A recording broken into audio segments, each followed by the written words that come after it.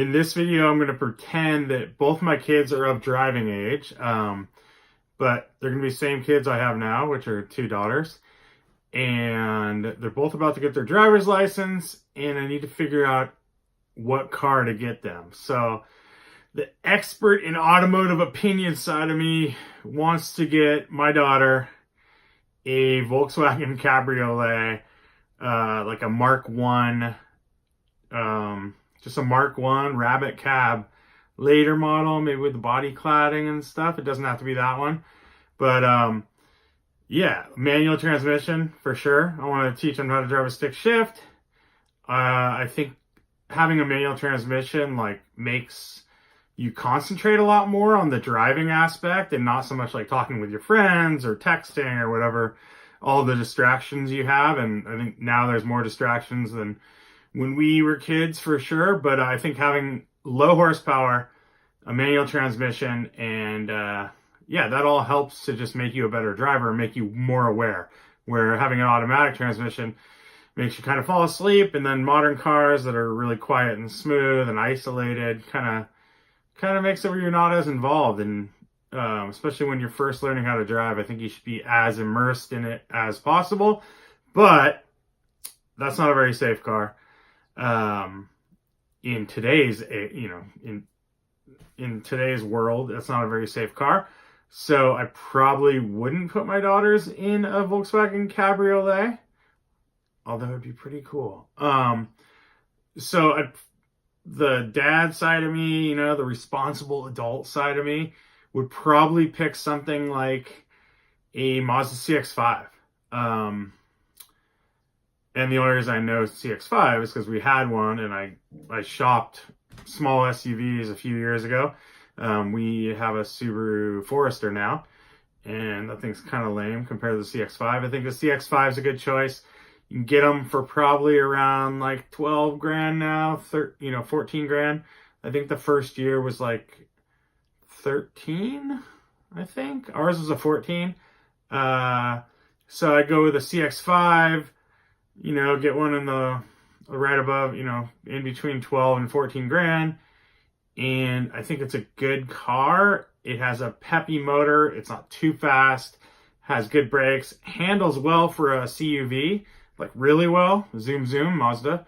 But it also has that, that commanding view of the road. So sitting up a little higher, which I think does help, especially when you're starting out and just getting used to like where your corners are and all that stuff. So I think that would be a fairly easy car for a teenager to drive.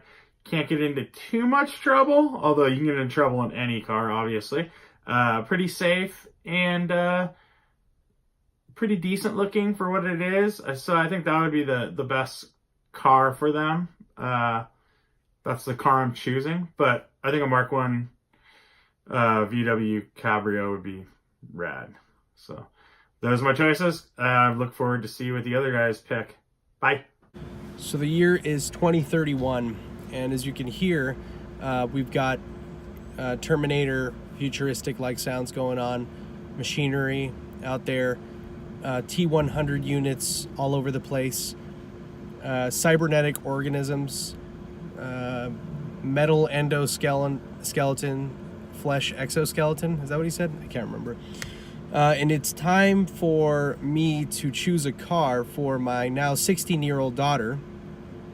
And immediately as a parent, the first thing you think of is safety. But as a DWA'er, you start thinking about radness and making it cool and awesome. So I have no idea what's going to be available in 2031, but I imagine the majority of cars will be self-driving, and some, maybe a certain percentage, will allow you to drive them. I don't know what percentage that is. Let's call it, 25%. So I'm hoping that there is something that it still is driver focused, I guess. That's what I'm trying to say. You might be able to take over in a lot of cars, but I'm looking for something that is going to be sporty in nature, that my daughter and I rather can go up in the mountains and drive together, and have fun in, whether that be the Toyota Corolla Sport of the era or whatever.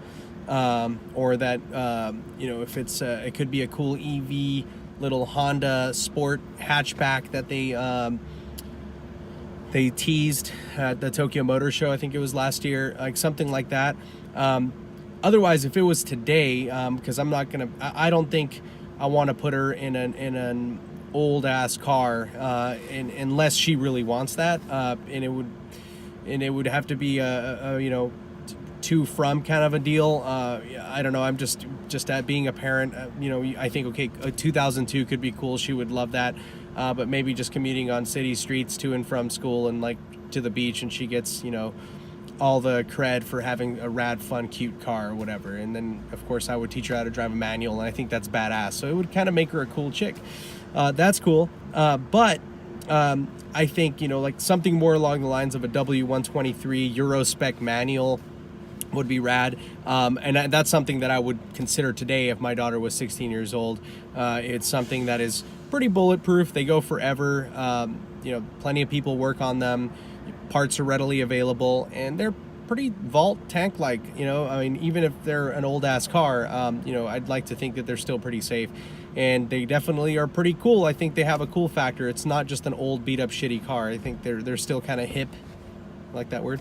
So those would be my choices. But I definitely, if in the future, if a future car, it would have to be something that you can still drive yourself, that is fun and sporty, that is kind of driving centric. It might end up being a Mazda that still has that going. Driving matters. I think they really care about that, and it's something that we could afford. So probably like a Mazda 3 or something like that, hatchback, with a sport pack, hybrid, whatever the hell it is. That's probably what I would go with. Yeah, that's my answer. All right. E-I-E-I-O. Okay. Choice one. Like a 10-year-old SUV. That's for the parent choice. So, I mean, kind of sucks, but when you're thinking safety, some big SUV feels like the safest bet, even though it could probably roll over easier or something like that. It's still probably going to fare pretty good if any accidents happen. So also, if you're running over curbs and stuff like that, an SUV is built to take some abuse, which first drivers can hand out. So I'm thinking nothing crazy, but something, a 10-year-old model, just because you shouldn't have too expensive of a car as your first car. Something with independent suspension. I'm thinking reliable, like I don't know how reliable they are, but Acura MDX, something like that. Or, by the time we're talking driving age for my daughter, it's all the Korean cars are probably going to be super nice. So maybe one of those. Doesn't have to be super capable, just decent on road. The DWA in me would say something maybe more like a manual transmission BMW sedan or something. I wouldn't go so far as like a sports car, but that would be pretty cool. Yeah, so I'm going to say DWA manual transmission BMW 3 Series, if that's still a thing at that point. And about the same thing, like 10 years old. I think I would prefer not to go new, but we'll see how my mind changes when that day comes. All right. Bye. Experts in automotive opinion question about what cars for young people to buy. And this is a good question. I get asked a lot, not so much from the driving while awesome perspective, but just in general. Good car to buy that's reliable and easy to own for a young person. So there's two ways to look at it. Some people want extreme value in terms of miles per gallon. You're young, you don't have a lot of money, the last thing you want to do is buy a huge gas guzzling machine, which actually happens a lot more often than you think. Big trucks, stuff like that, muscle cars for young people, and they can't go very far. Maybe that's a good thing. Maybe you don't want them getting 40 miles per gallon because they can't afford to drive very far. I don't know. But if I'm giving advice for this, I go with efficient cars, and they're not very fun, unfortunately. That fun and efficient, it's a very small Venn diagram area of overlap. So typically it's going to be a car that's pretty boring, I mean, for our listeners. But that's something like a Honda Fit, Toyota Matrix, Scion XA, something like that. I like the ones, the little wagons, because they're, you're going to be moving probably pretty soon, going on camping trips, I would hope, throwing the surfboard in the back, I don't know, but it gives you the option, or for 4 people and some bags and stuff like that. It's kind of a fun car. So, and then you get the efficiency of a 4-cylinder from Toyota or Honda.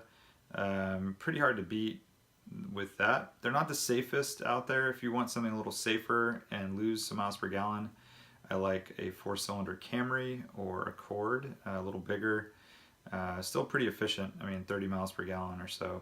And then from there, as far as like a good car that's not going to break down and it's going to last a long time and it's really safe, comparatively to like a Honda Fit, that'd be an RX 300 or 330 if you can afford it, or a Lexus ES 300, 330, whatever you can afford. So those kind of take it everything up to the next level, but efficiency wise, you're going to lose some miles per gallon for sure, but reliability is really high.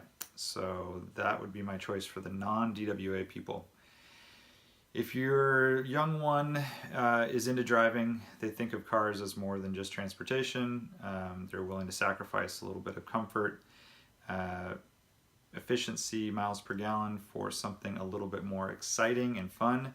That's a better question. It's a harder to answer, and it really comes down to budget. But assuming you're in that like $5,000 range for a first car, I would still stick with something efficient, but maybe not as efficient. So Mark II GTI, and I've been kind of eyeing the Mark III GTI as kind of a future classic.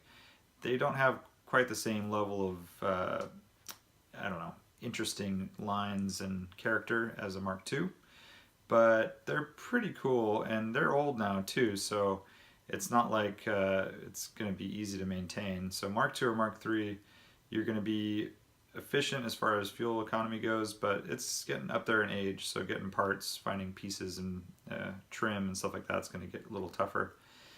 BMW E30 is a good option. Again, prices have gone up, but not for basic 325Es, 325is and stuff, especially 4-doors. They're out there. Early metal bumper. It's a cool car, rear-wheel drive, pretty easy to work on, but it will take some love, and it'll also teach you how to drive a car that's a little bit more performance-oriented, rear-wheel drive and all. I don't really condone a Miata. I just think they're not really great for a first-time driver. They're really low, not great visibility. Can't carry anything. I don't know. That's not my pick. So I would go with something more, something you could throw a lot of gear in, like a Mark II GTI. Put the seats down flat. They can hold a lot. They're fun to drive. The GTI has the advantage of being front-wheel drive, so a little bit more forgiving for the beginning driver. And so that's kind of where my mind goes if I'm going with something just DWA approved. Now, if budget's less of a concern, you're able to spend a little bit more money, then, I think from there you might go with something like a BMW E46, a sedan, a nice one. They're about $6-7 grand for a really nice one, and that's a lot of car. Very safe, very comfortable, a lot nicer than the first car I ever had, which was a crappy Mazda 626. But that's a safe, good choice. If they want to drive a manual, they're out there, and definitely gives you the idea of performance driving. You can do a lot with that. So that would be my pick for young people cars. Hope that helps. And let us know if you have any specific questions. We're always happy to help. hit us up on the Insta or the Patreon or any of the social medias, and we will see you next time. Thanks.